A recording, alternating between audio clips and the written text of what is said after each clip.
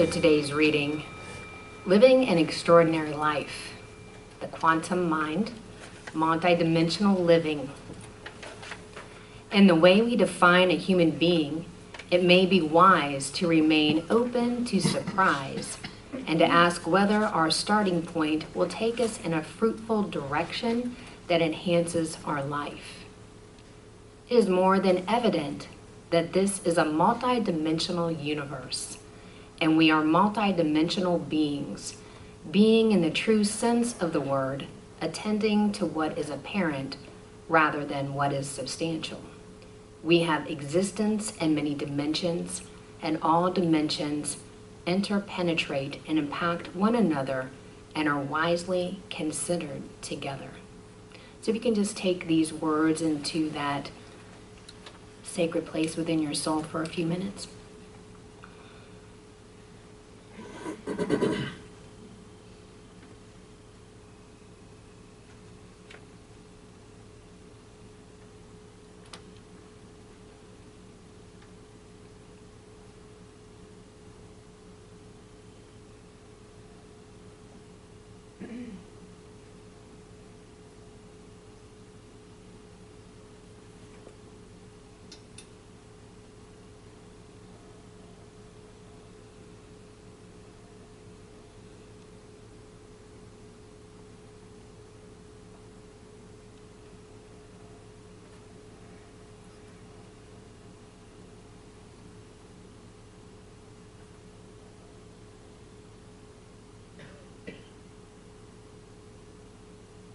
So as I know that right where I am, God is, that it is the only power in the universe. It is the only power for good. It is this power that is embedded within every cell of our soul, that has created this perfect divine design within our own body-mind temple. That is a power that has created this planet from the smallest molecular level to the complex human mind. It is that birthplace where life and God shows up within our own being. For we are absolutely imbued with this divine power of God. And so this divine power has divinely orchestrated this time together, that we are here by divine appointment. That everything is orchestrated perfectly, effortlessly, and easily through the music ministry, through the children's church, and Reverend Cece. I know that absolutely right where Reverend Cece is, God shows up, just as God shows up within each one of us. And so I just know that everything is absolutely blessed. And we say together, and so it is. Amen.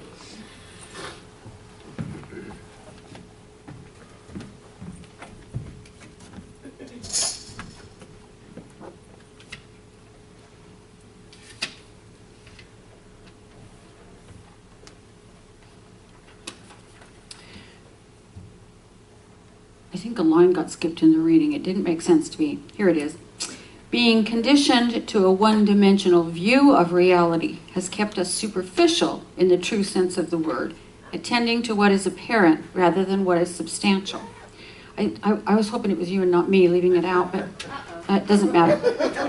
I just wanted to clarify it because I'm speaking to that point today. Our theme this year is it's quite all right. Living an extraordinary life and creating a new story so that we can live an extraordinary life. It's a story that's based on oneness rather than separation, and it's a story that empowers us rather than abases us. It's a story that lifts us up rather than puts us down.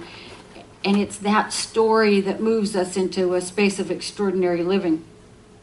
And it comes from the world's spiritual and religious traditions, to be sure, but it also comes from science and biology and psychology and physics, and it's kind of a total replacement. We're moving into a whole new story about everything.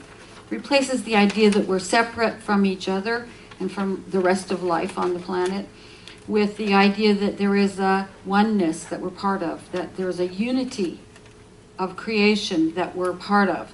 And it replaces the idea that the earth is made up of inert stuff with the idea that there's consciousness everywhere, even in the molecules of soil and rocks and air and all of it. It replaces the idea that that we're weak and at the mercy of our circumstances, with the idea that we're creative and powerful, and that we're moment by moment creating what's happening, and that means we can change what's happening by changing the way that we use those tools that we used to create it in the first place. The new story, I think, when I ponder it, when I think about the breadth and the depth and the size of, I mean, it is a replacement story of everything. And we've been telling ourselves this old story of one-dimensionality of reality, of the superficiality of everything for a very long time. And replacing it with a new story isn't easy, but it's necessary, I think. I think it's the next phase of our evolution to take us from where we have been to where we want to be, where we are destined to go next. Many times I've talked about living in paradox, right? Which is part of the human experience. We have something in this hand that is true, and we have something in this hand that is equally true, and the two seem to be in opposition to each other. Holding paradox means we say yes and to both of them. But what it's really like is yes and that too. Yep, that one too. Yes, that too. Yes, that. It's like 5-dimensional paradoxicality, if that's even a word. It's complicated because we're complicated. We've been evolving for billions and billions of years into these complicated, rich, multifaceted, sometimes neurotic, mostly wonderful, incredible beings. And so our place in the universe is likewise complicated. We are consciousness becomes self-conscious. And so there's always more than one paradox to be holding at the same time. But we're really conditioned to see this sort of one-dimensional surface reality of things. We're conditioned to that by our society. And that's created a lot of issues, I think, like fear and prejudice and bias and us and them on every level, and us and the rest of the life on our planet. We're sort of separate and above it and all of that kind of stuff. There is a physical reality, it's true. And there is also a life force behind it, behind the life force that's produced the physical reality is another dimension. And there are so many dimensions to being. And the more complicated the being, the more dimensions they are. There are so many dimensions that interplay off of each other in producing, say, our well-being. There's the mind, and even it has several dimensions, right? It has conscious, subconscious, intuitive, shadow. There's the divine within us, sometimes called the soul, which is the dimension that interfaces between the human dimension and the universal dimension, the power that I call God, and the individualized spiritual power that's within each one of us. There's space and time and up and down and in and out and past and future and present, and the scientists say there are all, in addition to all that, maybe 9, maybe 21, who knows, somewhere in there, a whole bunch of parallel or multiple universes that also interpenetrate our universe. So it's not only this one universe we got to worry about, right? It's all this other stuff that is happening in reality with a capital R that affects the way that we show up. And if we just think about observing ourselves or another person, even in that simple little moment of just looking, we can see the multiple dimensions if we let ourselves. What we usually do is compare our insides with somebody else's outsides and leave it at that, right? You see the outside of somebody else and you go, she looks happy, I'm not. Or she's really pretty and I'm not, or he's really smart and I'm not, or he makes a lot of money and I don't. We compare our insides with somebody else's outsides. But if we kind of shift our vision a little bit, we start to see that we don't understand that person's motivation, and it could come from a million sources. And when we look inside ourselves, instead of seeing our favorite neurosis, we might be able to see all the different parts of us that are at play there. Yeah, we may in this moment feel not as pretty as that woman over there, or not as successful as that guy over there, but in the next moment we're like amazed to be alive. And in the moment after that we're thinking, I have a really good idea I want to explore. I mean, we are very complex, and when we stop at that single dimension, we miss much of what's actually happening. I got to thinking about this spirit-mind-body interface called well-being. Many of us, when it comes to our health and well-being, believe in Western medicine, and so we go to the doctor and we do what the doctor says, and Western medicine usually focuses on what's wrong with the body and tries to fix it. We also have a more holistic view, which tries to create and nurture health before things do go wrong. We have millions of alternative ways of addressing the well-being of this mind, body, spirit, soul interface. Some of those are really effective. Some of them don't seem to be for some people and seem to be wildly effective for others. We know that what we eat plays a part in it. We know that physically, emotionally, mentally, and spiritually, food and drink has a great deal of effect, right? When I eat too much sugar, I usually feel kind of weird for a while, and then I feel kind of yicky for a while. And if I drink alcohol, it's a whole other story. We don't want to go there. There isn't enough in this world for me. Some people have problems with various things that we eat. Gluten is one that causes some people deathly illness. And so what we eat, the Hindus have talked about this for a very long time. What we eat is either medicine or poison, right? So we have all of these things that have to do with the way that our bodies feel.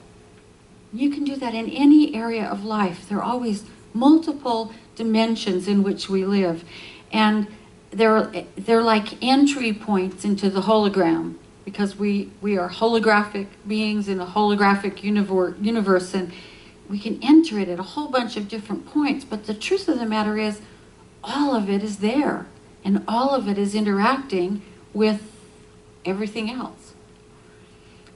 If we neglect one dimension, or several at one time, we can get really bogged down. If we're neglecting some dimension of our spiritual life, or our emotional life, or our physical life, or our mental life, or one of those 9 other universes maybe, I don't know. But if we begin to neglect part of it, we can start to feel ill. We can start to feel sad. We can start to feel lost, or spiritually out of sorts, or you get the point. We just don't feel right. The point is that we tend to forget that. We tend to forget that all of the dimensions that we are interplay and interact with each other, and often we go down one of our least action pathway ruts, and then wonder why we don't feel well at the end of it. We wonder why we find ourselves in this place again, and we tend to start falling apart instead of building ourselves up, and kind of sliding back instead of confidently moving forward. And sometimes we just find ourselves in a heck of a mess. For example, again with the body is a very clear illustration of this. For a long time it was seen as a machine, right? And people thought you could tinker with one part of the machine and it wouldn't affect the rest. And now we know that that's not true at all. That if you affect one part of it, it has a great effect on the rest of the body. And we know now that the mind has an enormous effect on our health and on our healing, thanks to people like Louise Hay and others who have discovered that what we feed our bodies through our minds plays out, shows up, causes illness or wellness, causes dis-ease or confidence. Places like the Institute of Heart Math have also shown us that we have this great big electromagnetic field that the heart generates. It's way bigger than the one that's generated by the brain. By the way, the Egyptians were onto something. When they embalmed someone, mummified someone, they threw the brain out and they gave the heart a special, beautiful little coffin of its own and embalmed it and mummified it because they knew that it was the secret organ of life. The field of the heart is enormous, and when I get close enough to you, yours bumps into mine, and we affect each other. And apparently, this heart field, according to the Heart Math Institute, has a profound physical effect. It kind of holds the pattern together, so to speak. So if we're doing something over and over and over again that is making distortions in our heart field and we don't know what that is, it's probably good to take a look at it before it starts to play itself out in the rest of our body. There's also really cool information that there is something, you might call it the soul, you might call it the spirit, the spark of divine life, whatever you want to call it. There's something in us that creates and maintains a holographic blueprint of us and actually has an effect on activating various DNA, various genes to produce proteins that maintain our integrity of our physical body, which is way cool. I love that. So taking care of all of the dimensions that matter in our physical well-being becomes important. And for far too long, we've looked at it as a rather undependable, after a certain age, machine. And there's only so much we can do, and then it's going to fall into a heap, and, all of that. If we can think about it instead as this amazing vehicle that our very consciousness helps to maintain, we might treat it better. We might maintain it better. We might move it forward better. The other day I was reading about the placebo effect. You all know about that, right? It's when in a study they give someone something that has no biological effect, but it makes them get well because they believe it will make them get well. And this author was actually discussing that it may be the provider of care that's the placebo. It may be the nurse or doctor or nurse's aide themselves that is the placebo. It is the act of lovingly attending to someone that heals them. So what would it be like if instead of waiting till we were in the hospital, we started giving ourselves and others loving attention, caring,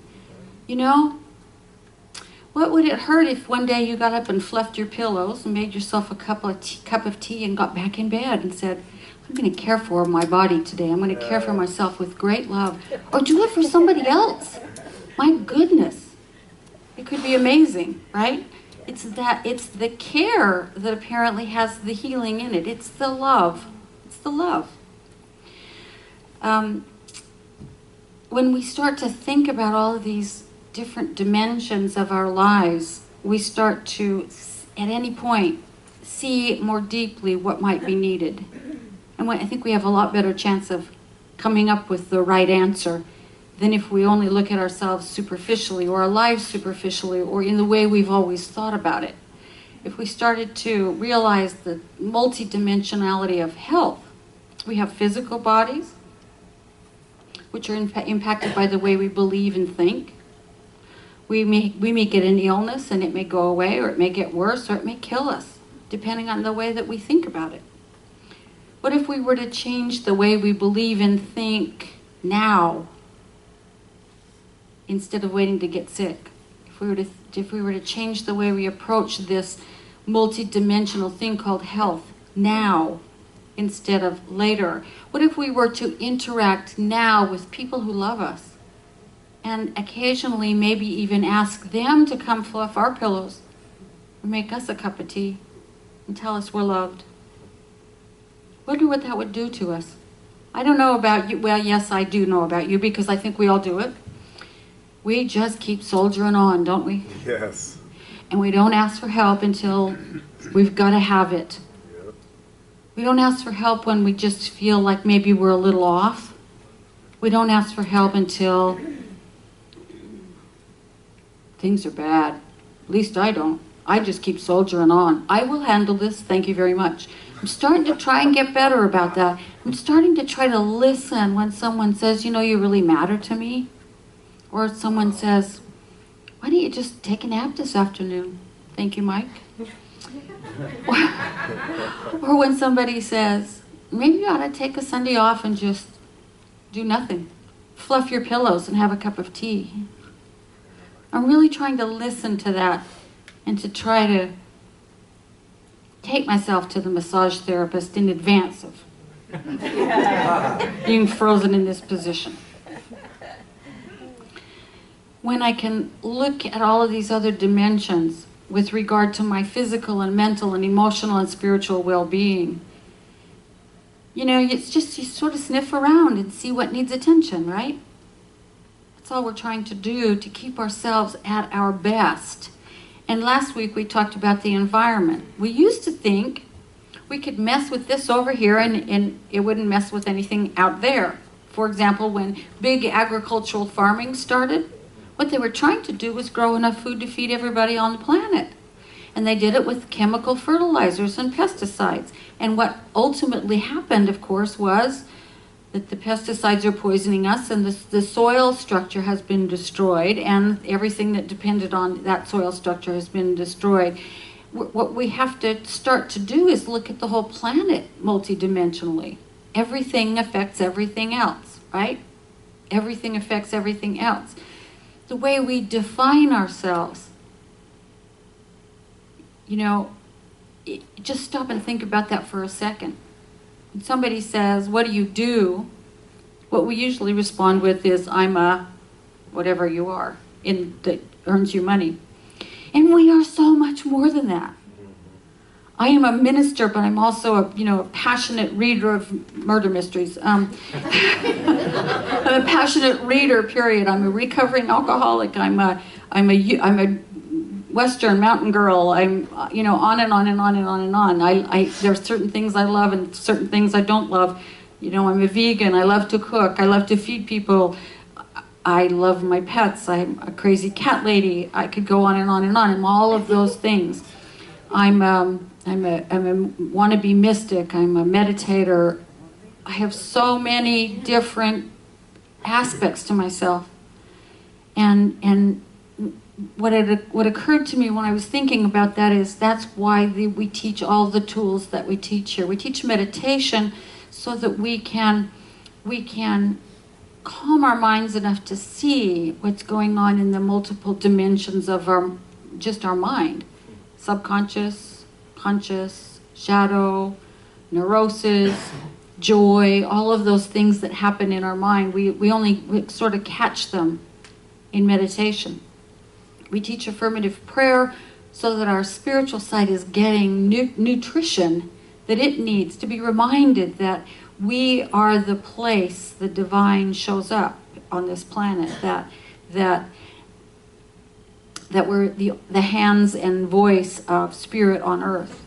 We teach visioning so we can tap into the intuitive, which is another side of consciousness. We live in community because being with each other is where rubber meets the road, so to speak. If we can't take our spiritual practice into community with one another, it's not doing us much good. But if we can learn to get along with each other and see past all the garbage, including our own judgment, and see that in the eyes of the person next to me is God, and in the eyes of the person next to me is God, and how precious every single one of us is, then our spiritual practice is supporting us and leading us forward. We practice developing a whole new way of thinking. We often say we don't teach people what to think, we teach them how to think. Ernest Holmes said, our founder said, that what he's talking about is a positive approach to life rather than a negative approach. So that we're overcoming that one more dimension, biological tendency of the primitive parts of our brain to look for danger. Instead, we look for good and we praise it, right? Which makes it become more evident in our lives. When we wake up to bringing all of ourselves to life, then we start to become aware that at every moment of our lives, our birth, our life, and our death are all present. And our beginning and our yesterday and our today and our tomorrow and our old age are all present. And in any relationship we have, who we were and who we are and who we are becoming, it's all present for us and it's present for the other person as well. Our DNA is present. And this fabulous thing in us that says to the DNA, you sit this one out, you come alive, and reshapes us as we go through life, that's present too. We have a mental dimension with all of our subparts. We have our emotional balance. We have our heart field and the openness of our hearts. We have all of that stuff all the time. So what happens when we bring all of that stuff consciously into our lives? That is like stepping into your power in a big way, isn't it?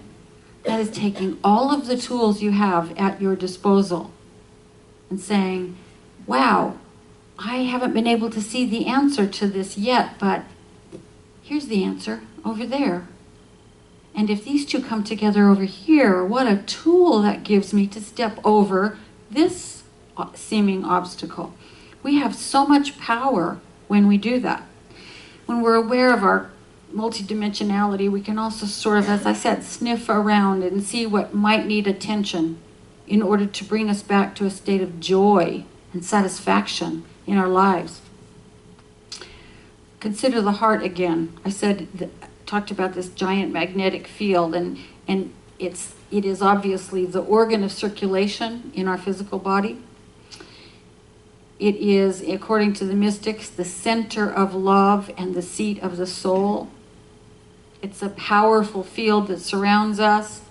So if we're having difficulties with our heart or things attendant to the heart, like our spiritual balance or our emotional balance, we go to the cardiologist maybe, but we also ask ourselves, where am I rejecting love? Where am I stifling love? How is my soul connection? How's my connection to spirit? Is there some interaction that I'm having in the field of my heart that is causing disturbance or blockage or distress? And when we start to look at all of those dimensions, we're much more likely to really get to the root of things and heal what needs to be healed than if we look at it simply as, kind of like I always think of it as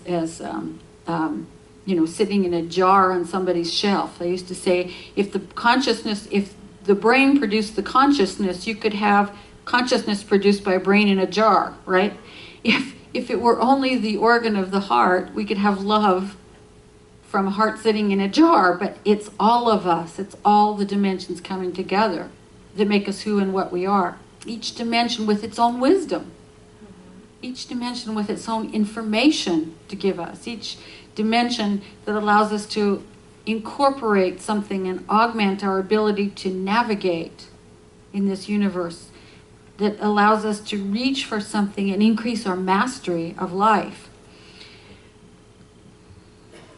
And when we remember that we're here in all of this multidimensionality, and we sort of just take note of that, take it into account, we don't get blindsided because we've forgotten to care for our hearts in the area of love, or the area of, or care for the mind as the place that the intuitive voice of God speaks to us, or care for our souls as the connection to that intuitive voice.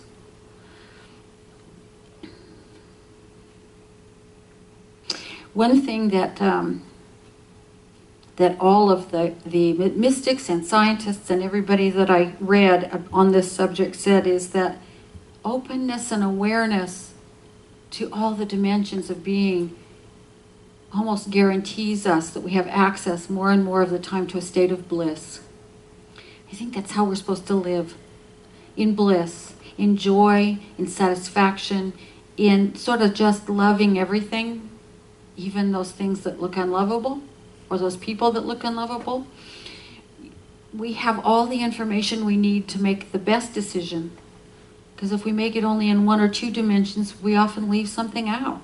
We have the ability to access more and more and more of our own power by looking at those multiple dimensions. We make better decisions. We start to really sense and grab onto and feel and experience the wonders of life. There's a great meme on Facebook that says, I know I was not born merely to pay bills and die. Yes. And I agree. We are here to experience this rich, very delicious, wonderful experience called human existence. And to be in love with it, to be in love with ourselves, to be in love with the world, to be in love with everyone and everything. And that's what the new story is really about. The new story is really about crafting a life for ourselves that we are in love with all the time. And I can't think of anything better for us individually, better for our whole world, better for the whole universe than finding the way to do that. To live full out, with an open heart, with an open mind, with bliss, with joy, simply in love with life. So let's ponder that for a moment, shall we? Let's just allow our awareness to fall within, into that interior space of peace, where all the dimensions come together, where our physical body is revered as the vehicle for life, where our contact with spirit is so clear, where our emotional state and our mental state are balanced and peaceful and blissful. There is this spot within each one of us that is our connection with the divine birthing power of the universe. And from that point, I know that it is all the divine power. Everywhere I look, everything I experience, there's only one life, only one power, only one being. We all participate in it, we all partake of it. It expresses itself through us and as us. It lives in us and speaks to us in that sometimes very, very quiet whisper. It's all God. And I know that's the truth about me. I know it is the truth of each person here. I know it is the truth of creation itself. Everywhere I look, I see the face of God. In the snow, in the sunlight, in the leaves, in the birds, in all of it. And knowing that to be the truth about us, I know that we embrace ourselves from this moment forward as never before. Greater acceptance and joy, with greater bliss and love, with greater care and tenderness for the precious, unique beings that we are.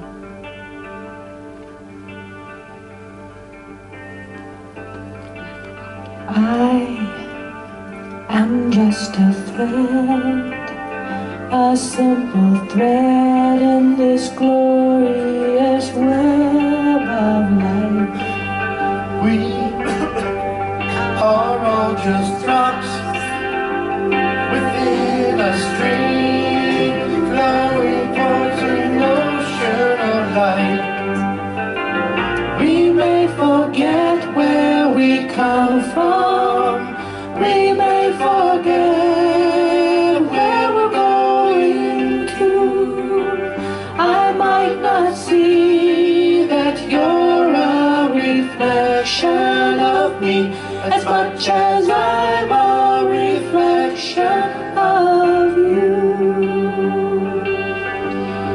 I know that each one of us plugs into that place of power, that place of integration, that place of bliss that is at the very center of our being, and walks out of this place and from this moment forward with a larger view of life, of ourselves, of the universe, and of our place in it, and a greater access to the power to which we were born.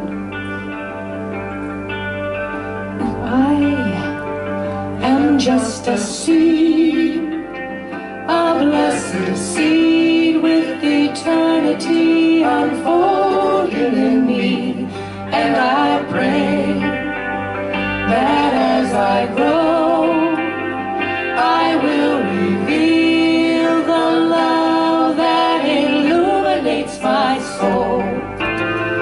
When I remember where we come from, when I remember where we're going to, then I can see that you're a reflection of me, as much as I'm a reflection of you. And knowing this truth about us, I just say thank you. I say thank you to the life that wells up in me and through this world and in this universe. I say thank you for this community, this place of learning how to live open-heartedly, how to live in spiritual power, how to love all of life. I give thanks.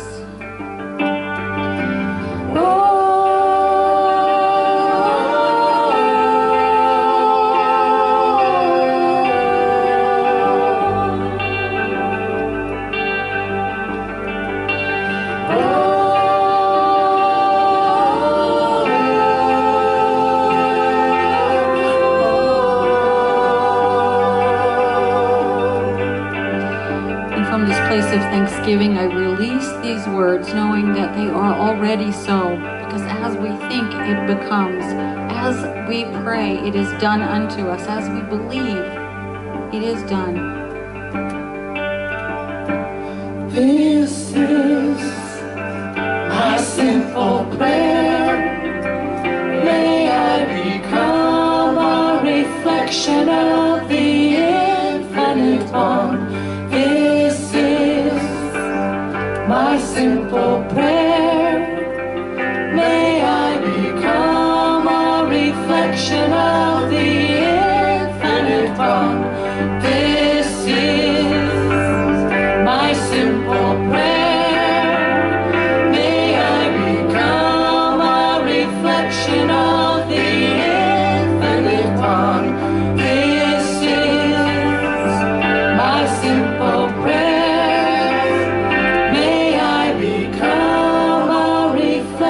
Of the infinite one.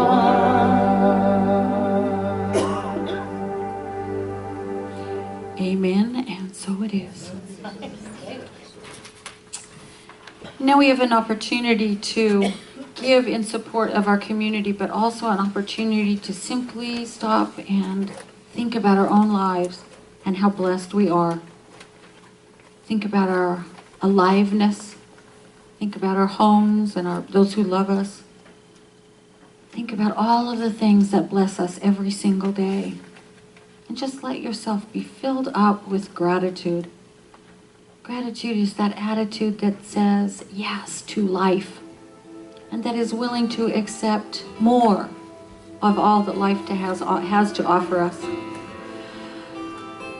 And whether you are able to give today or not, as the basket goes by, please bless this community in its abundance, knowing its prosperity, so that we may do even more of the work that we came here to do. And let us affirm, gratefully I give with an attitude of abundance. I know that as I give, so do I receive.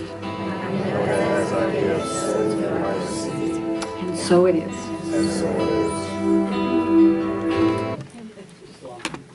Thank you, Reverend Cece. Children, please come up. Line up over here. Some of you in the front, some of you in the back, please.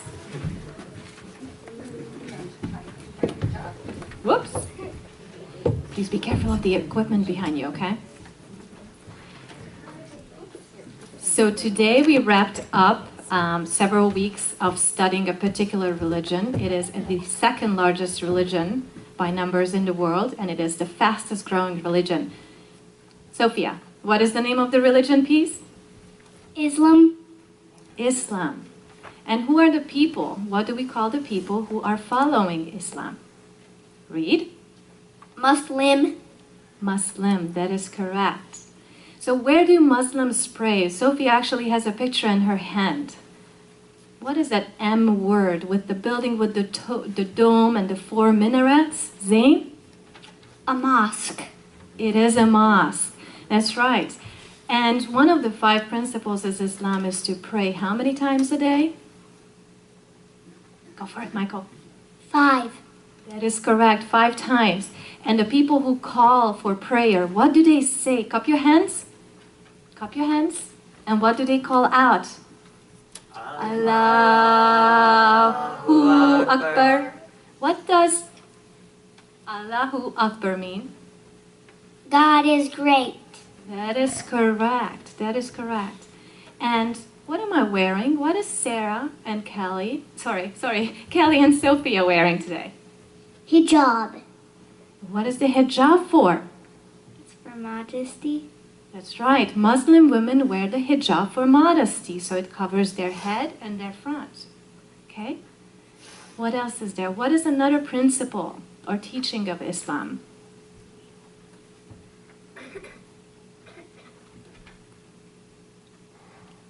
Ramadan. And what is Ramadan? It's a festival. What do we do during Ramadan? It is the 9th month, and we fast for the whole 12 or more hours of daylight. That is correct. And we pray for the whole month. This year it will be in June, so we can get closer to God. What else is there as far as principles about Islam? Yes, Mr. Herman. I learned you're supposed to do Hajj once in your lifetime. And Hajj is when you go to Mecca and you go to the Kaaba, among other things, and you go around the Kaaba 7 times. And if you're able to, if you can afford it, and if you're healthy, you're supposed to do it at least once in your lifetime. In the Kaaba, in this square-shaped monument, is a hole, and in that hole there's a stone. It's supposed to be a meteorite that fell on Earth many, many years ago, and that people of Muslim faith believe is a covenant between God and people of the earth. So you must go to the Kaaba once in your lifetime for a pilgrimage called Hajj. Another one is to do what with people in need? Yes, Laura. Give the money to the poor. That's right. Give money to the poor and help people in need. So this is what we've been doing over the last 4 weeks. We've been teaching our children about Islam and the Muslim culture. And in the past, they've heard songs. They sang songs to Allah. They danced Sufi style. They've heard poems by Rumi. Gosh, what else we did? We also had a chance to hear stories about Prophet Muhammad, and today we try to review all that with various artworks, and we are going to create a poster with multiple things we've done and put it all together and leave it in the children's room. And there is one more symbol that you have. This is the symbol of Islam. It's the moon and star. The crescent moon and the star. You will see that on the flag and various buildings of Muslim cultures all over. Is there anything else we want to show? Are there any artworks, pictures? Oh, there is a sign for Allah. What does Allah mean? It's 2 words. Yes. God is. The God, yes. All right, well, thank you, everyone. Have a wonderful day.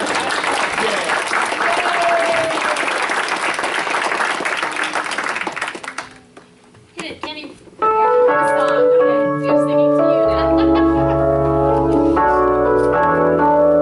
You Are, if you want to sing with us, You Are is going to be on page 61. You are beautiful, courageous, and wise beyond your ages. This I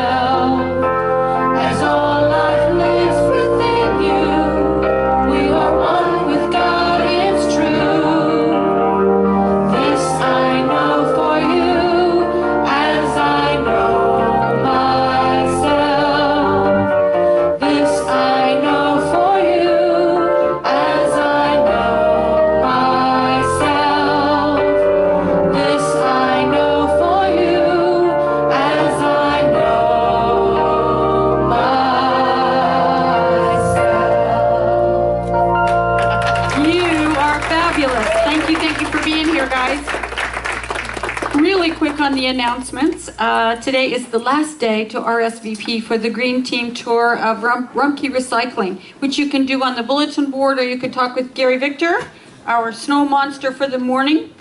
He got out and shoveled like crazy. There's a movie outing on March 5th. The Dropbox, what? Yeah, there were a lot of people out there clearing snow. And if you haven't already signed up for the Monte Carlo night, we need a couple more dealers, right?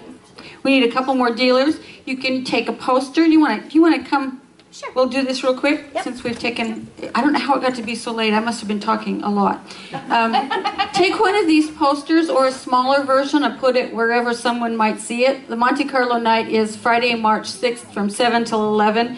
It's free, and you get a $5 chip to start playing with. A little bit of blackjack, poker, chuck-a-luck, 50-50 raffle, food, beer, other drinks, readings. Just going to be a blast. So invite your friends. Come on out. Let's play. It's a fundraiser for the center. And we need a couple more dealers, and I think we're good. That's about it. So if you want to learn to deal blackjack, it could come in handy for you someday. And Tina will teach you. Really quick. If you have signed up to be a blackjack dealer, next Sunday after service, we're going to have a little lesson so you can learn how to do it. Also, just to let you know, it's not for the whole entire time, so that way if you want to play, you can as well, okay? Thanks. Thanks, Tina. Yeah, it's just for a short shift, and then you can play the rest of the evening, so. A short shift. There you go, Kenny. He is standing up. No, he's not. He's sitting down. On the back page of the bulletin, there's a whole calendar of what's coming up around here, so be sure you take a look at it. It's birthday Sunday, but guess what? Our cake lady hurt her back and had to go to the hospital this morning, so we're just going to say happy birthday to Jada Burton, Elsie Fennick, Gail Tallheimer, Anna Widener, Andrea Ginnan, Robert Johnson, Kim Smith, Victoria Critchley, Pam Anderson, Paul Nelson, Carl Tao. Happy birthday to all of you. And the cake will come next week, I think. There's a little bit of banana bread in there, but the soup didn't show up either because our soup lady is hurt. So it's almost noon, so I'm really hurrying through all this.